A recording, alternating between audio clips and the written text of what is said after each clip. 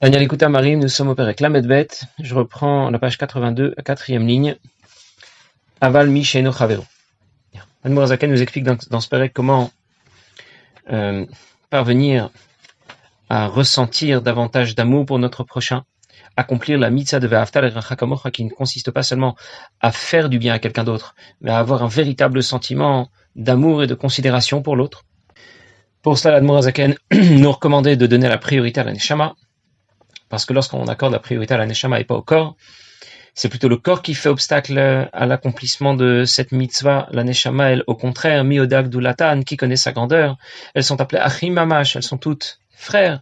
Et dans ce cas, lorsqu'on va donner la priorité à la Neshama, automatiquement la porte s'ouvre davantage vers l'accomplissement de cette mitzvah d'Avat Israël et ensuite vers l'accomplissement de toutes les autres mitzvot.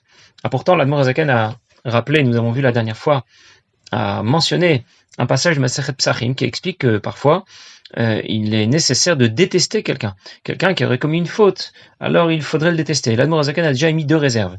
De qui il s'agit? Qui tu dois détester? Celui qui est Chavero B'Torah Mitzvot, celui qui connaît la valeur de Torah et Mitzvot. Et deuxième réserve, tu as déjà été le voir, tu as essayé de lui parler gentiment, sans le griffer, et ça n'a pas fonctionné. Alors on te demande de le détester, mais comme nous avons déjà dit la dernière fois, tu ne le détestes pas pour le rejeter définitivement, tu le détestes pour le rapprocher, pour qu'il prenne conscience de son erreur, et qu'il décide de regretter ses fautes et de reprendre le bon chemin. Mais si ce n'est pas le cas, alors évidemment que tu ne dois pas le détester, c'est ce que dit tout de suite l'Admor Hazaken. Avalmi sheino chavero. Quelqu'un qui n'est pas chavero, c'est-à-dire, ce n'est pas quelqu'un qui fait partie, qui connaît la valeur de Torah Mitzvot. Veino mekurav etzlo. C'est la troisième réserve que donne ici l'Admor Hazaken. C'est pas quelqu'un qui est proche. C'est pas quelqu'un avec qui tu peux te permettre de parler, de parler franchement. Si c'est pas quelqu'un qui est proche de toi, alors ne lui faut aucun reproche. Comment alors tu vas t'y prendre pour accomplir les mitzvahs de Ocheat Ocheat Tamitecha, que l'on traduit souvent par l'idée de faire un reproche? Mais non, tu dois pas faire un reproche. Tu fais un reproche qu'à quelqu'un qui connaît la valeur de Torah et mitzvot, à qui t'a déjà parlé gentiment, ça n'a pas fonctionné, mais seulement à quelqu'un qui est proche de toi, quelqu'un qui va bien le prendre et pas mal le prendre. Alors il est al Zeh Marila Lazaken. Mais si c'est pas le cas, alors comment tu vas procéder? Ce sujet a dit il est Lazaken et Vemital Midav chez Aaron. Tu dois faire partie des élèves de Aaron HaKohen, ça veut dire de ceux qui suivent le chemin qu'a tracé Aaron HaKohen. Oev Shalom, qui aime la paix, Oev Tabriot, il aime les créatures, Karvan la Torah, qui les rapproche de la Torah. L'Omar, c'est pour te dire. Même quelqu'un qui serait très loin de la pratique de Torah Mitzvot. Et donc on ne les appelle que des créatures. Ça veut dire qu'elles n'ont d'autres qualités, ces personnes-là, que d'avoir été créées par Akadosh Baruch Hu.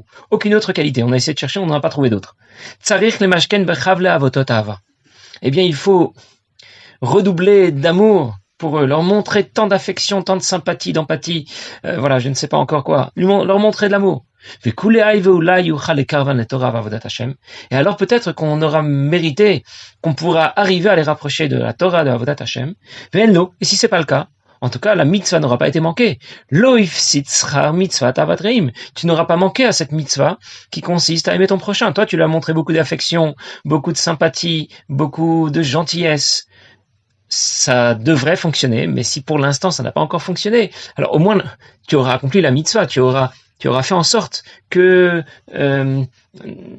ton comportement à toi aurait été un comportement gentil et agréable vis-à-vis des autres. On raconte que le Baal Shem Tov avait un ami, mais en même temps, cet ami est devenu bien sûr l'élève du Baal Shem Tov, qui était lui-même un gaon, un génie, un tzaddik nistar, un tzaddik qui était très discret, que personne ne connaissait, et on a connu son nom que bien après, avec les histoires qui ont été racontées à son sujet. Il s'appelait Reb Aaron Moshe Mikremnitz. Et toujours, tout au long de sa vie, il a toujours été très discret. Il ne voulait pas qu'on sache qui il est et où il habitait, de quelle ville il venait. Et Reb Aaron Moshe avait l'habitude d'aller de ville en ville. Il faisait mifsaïm à la façon dont on faisait mifsaïm à l'époque, c'est-à-dire qu'il encourageait tous ceux qu'il rencontrait à pratiquer Torah et Mitzvot. Il donnait un shiur de Torah, et puis il disait des paroles de moussard, des paroles de morale. Il terminait avec une histoire, et tous ceux qui l'écoutaient avec beaucoup d'attention. Il avait une façon de parler tellement captivante. Tout le monde l'appréciait beaucoup et appréciait beaucoup ce qu'il disait. Et toutes les histoires qu'il racontait concernaient des Baalei Teshuvah, il parlait d'abord de différentes fautes qu'un homme pourrait commettre. Et et quelle était la gravité de cette faute et comment la réparer. Et tous ceux qui l'écoutaient attentivement parce que, comme par hasard, il s'avère que ce dont il était en train de parler les concernait directement. Il avait visé juste à chaque fois.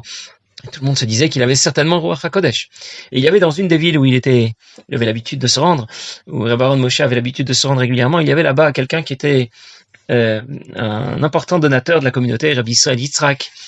Et il donnait beaucoup de tzedaka. Il avait vraiment un grand cœur. Tout le monde savait qu'on pouvait lui demander de l'aide, lui demander d'avancer de l'argent, de lui donner de l'argent. Et il donnait toujours la tzedaka vraiment de façon très large. Il avait une distillerie qui lui permettait de gagner l'argent qu'il distribuait ensuite à la tzedaka. Mais en plus, il avait de grandes connaissances dans la Torah et du coup, le problème, c'est qu'il a commencé à avoir la grosse tête, comme on dit. Il a commencé à se prendre pour quelqu'un d'important. Il était très satisfait de lui-même, de sa position, de ce qu'il faisait, de son niveau. Et du coup, lorsqu'un jour, Reb Aaron Moshe est venu en ville, Israël Yitzhak a pensé qu'il allait peut-être pas lui accorder l'honneur qui lui est dû, le respect qui lui est dû. Donc il a préféré ne pas aller le rencontrer, il a même essayé de l'éviter. Le baron Moshe l'a senti et il a quand même tenu à le rencontrer. Et lorsqu'il l'a rencontré, ils ont parlé, ils ont étudié un peu ensemble.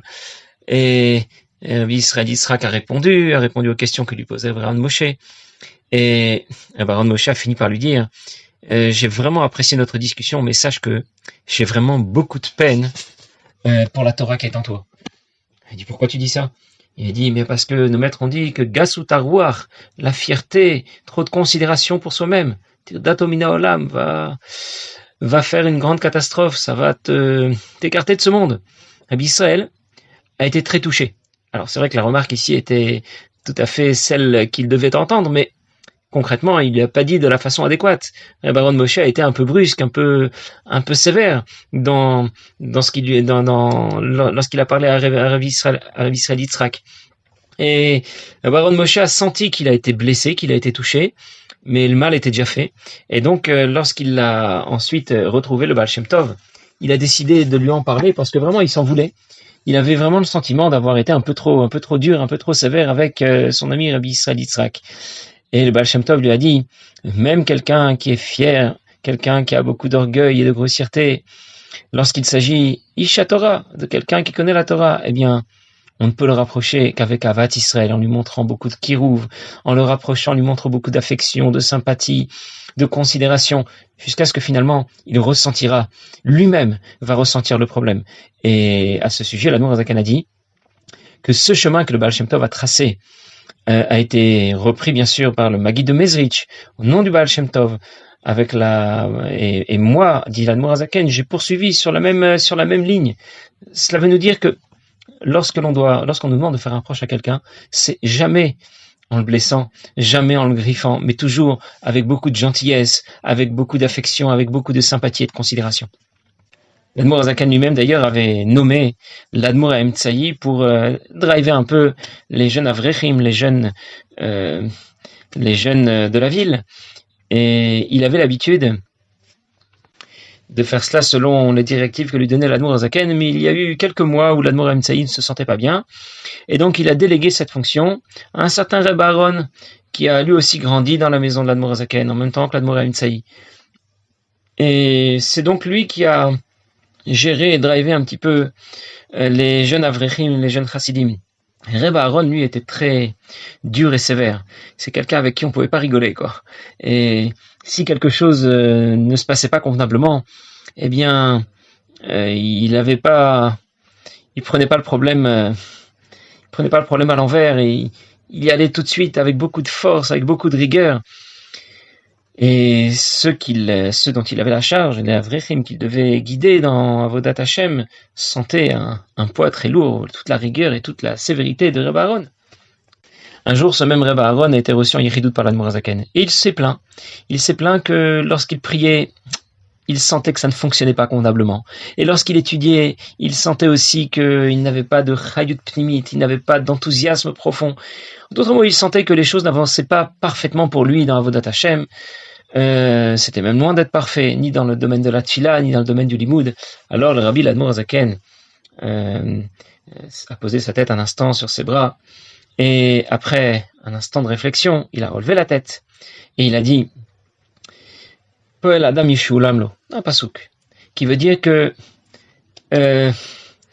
on reçoit toujours la monnaie de sa pièce, si on veut le dire en bon français. Ça veut dire que de la même façon que nous nous comportons avec les autres, Akadosh Baruch Hu se comporte avec nous. Si tu repousses et tu rejettes les autres, même si c'est les Shem Shamayim, c'est pour le bien d'Avrichim dont tu as la direction. Mais concrètement, c'est comme ça aussi qu'Akadosh Baruch Hu va se comporter avec toi. Avec toi aussi, il va te rejeter, il va se comporter de façon très sévère, et toutes les portes te seront fermées. Au contraire, celui qui est Mekarev, celui qui rapproche les autres, qui est ouvert vers les autres, qui leur montre de l'affection, de la gentillesse, de la sympathie, eh bien, Akadosh Baruch Hu aussi va lui montrer de la gentillesse, de l'affection, de la sympathie. Lui aussi, Akadosh Baruch Hu va le rapprocher de lui. Et toutes les portes lui seront ouvertes. Les portes de l'étude, les portes de la tfila. Alors, bien sûr que la rigueur, ça a aussi sa place dans Avodat Hashem. Mais ça n'a de place que par rapport à soi-même. Pas par rapport aux autres. Alors comment est-ce qu'on doit procéder? Eh bien, non pas insister sur les fautes que pourraient commettre les autres, leur en faire leurs proches, mais au contraire insister sur l'amour, l'affection que Dieu porte à chaque juif, et de quelle façon il apprécie chaque petite mitzvah qu'il aurait accompli. Le moindre geste qu'il aurait fait dans la bonne direction lui apporte à Kadosh Baruch Hu une satisfaction énorme.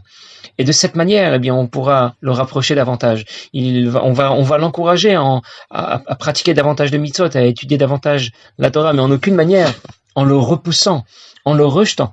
Un jour, une des personnes de la communauté à l'époque, le Rabbi Maharash, dans une des communautés chassidiques, a adopté un comportement qui n'était pas souhaitable, un mauvais comportement. Et petit à petit, les choses se sont dégradées. Et vraiment, il avait un comportement abominable au point que ses amis lui ont dit qu'il avait tout simplement sa place dans la communauté. Et ils l'ont rejeté. Ils n'ont pas autorisé à venir fréquenter la communauté, la synagogue. Et un des responsables de la communauté était un jour à Lubavitch, près du Rabbi Maharash. Le Rabbi s'est renseigné, s'est intéressé du sort de ce chassid, et il a expliqué que son comportement était tellement abominable que on était obligé de le renvoyer de la synagogue, tout simplement. On peut pas faire ce genre de choses parce qu'il s'est comporté de telle et telle manière. Je ne sais pas ce qu'il avait fait, mais vous imaginez maintenant, on dirait, tu comprends, c'est quelqu'un qui est rentré Shabbat avec une cigarette à la bouche, il est venu devant le Sefer Torah, il commence à fumer, voilà, c'est des choses qui se font pas. Alors il faut le rejeter de la synagogue. Et je ne sais pas ce qu'avait fait la personne de question, mais on peut imaginer quel comportement il a pu avoir, quel comportement provocateur il a pu avoir pour que les gens de la synagogue les repoussaient, les rejetaient. Et le Rabbi Maharash a répondu, vous n'avez pas adopté le bon comportement avec lui. Au contraire, il fallait le rapprocher, il fallait lui montrer tant et tant d'affection, tant et tant d'amour. C'est ça qui aurait pu lui faire retrouver le bon chemin. Peut-être que il aurait eu la possibilité de faire 10 erreurs dans la journée, et grâce à l'affection que vous lui auriez montrée, eh bien, il n'en aurait fait pas 10, au lieu d'en faire 10, il n'en aurait fait que 9, et ça aurait été déjà extraordinaire. Une fois d'ailleurs, le rabbi lui-même a demandé à poser une question au rabbi Yosef Yitzhak, à son beau-père, parce qu'il y avait quelque chose qui le dérangeait. C'était donc à l'époque de rabbi Yosef Yitzhak. Et il y avait quelque chose qui le dérangeait un petit peu. Dans le cadre de son travail, Merkaz Einyan et Chinour, il a l'habitude de montrer toujours un visage souriant à tout le monde, qu'il s'agisse de quelqu'un qui pratique Torah Mitzvot ou qui ne pratique pas Torah Mitzvot. Et il se demande, le rabbi a demandé au rabbi précédent, est-ce qu'il adopte là le bon comportement? Parce que lorsque je souris à quelqu'un qui ne pratique pas Torah Mitzvot, eh bien, peut-être que cette personne va prendre ça comme une approbation, comme si j'acceptais, je soutenais son comportement, alors que c'est absolument pas le cas. Et le rabbi Yosef Yitzhak, le rabbi précédent, lui a répondu, pas du tout. C'est tout à fait le contraire. Que se passe-t-il dans une famille lorsqu'un enfant est né et que malheureusement, Chas v'Shalom, il a un handicap? Eh bien, que font ses parents? Eh bien, ils vont lui montrer encore plus d'affection, encore plus d'amour, encore plus de considération. Et c'est cet amour qu'ils vont lui donner encore plus qu'à leurs autres enfants, qui va justement le faire grandir, qui va justement le faire qu'il va s'épanouir. Et Rabbi Yosef Yitzhak a expliqué, eh bien, il en va de même pour quelqu'un qui n'est pas encore pratiquant, qui ne pratique pas Torah Mitzvot. Il lui manque aussi quelque chose. Il lui manque pas quelque chose. Il n'a pas un handicap matériel, il a un handicap sur le plan spirituel. Eh bien, il faut absolument pas le rejeter, mais au contraire, le rapprocher, lui montrer tant d'amour, tant de gentillesse et d'affection. Un jour, Rabbi Elimelech Milizensk a été appelé par le Maguide de Mezrich. Et le Maguide lui a dit, tu entends, Elimelech, tu entends ce qu'on dit dans la yeshiva Shel Mala, dans la yeshiva d'en haut, qu'Avat Israël, aimer son prochain, ça veut dire aimer un Racha Gamour, comme on aime un Tzadik Gamour. Le lendemain matin, Rabbi Elimelech a transmis cet enseignement à tous ses amis et ils y ont beaucoup réfléchi et ils ont fait un Farbringen, ils ont raconté des histoires à ce sujet. Ils se sont vraiment imprégnés de cet enseignement et au cours d'un de ces Farbringen, voilà qu'arrive quelqu'un qui apparemment n'était pas pratiquant. Il rentre dans le Beth Midrash et il les voit assis. Il commence à se moquer d'eux et à les insulter. Et au lieu de leur répondre, eh bien, il lui propose de venir s'asseoir, de venir boire avec eux et de venir manger quelque chose. Et lui n'arrête pas, il les insulte. Il se moque d'eux. Ensuite, il commence à faire la tfila. Et il continue, arrêtez avec vos pleurs, arrêtez avec votre cinéma, qui croit à votre filote. Bref. À aucun moment ils n'ont réagi de façon négative. Ils n'ont fait que réagir de façon positive, si bien que, après un certain temps, lui-même s'est assis, il s'est calmé, il a ouvert un Sefer Teilim, il a commencé à lire les Teilim. Voilà comment faire d'un Racha Gamour un Tzadik Gamour, au moins un Baal Tshuva Gamour, quelqu'un qui va faire Tshuva, pas en lui parlant de façon négative, en lui faisant des reproches, mais au contraire, de la façon la plus positive, en lui montrant tant d'affection, tant d'amour et tant de sympathie. Bien, nous n'avons pas encore terminé le Pérec et nous le terminerons la prochaine fois, Bezrat Hashem. Passez une bonne journée.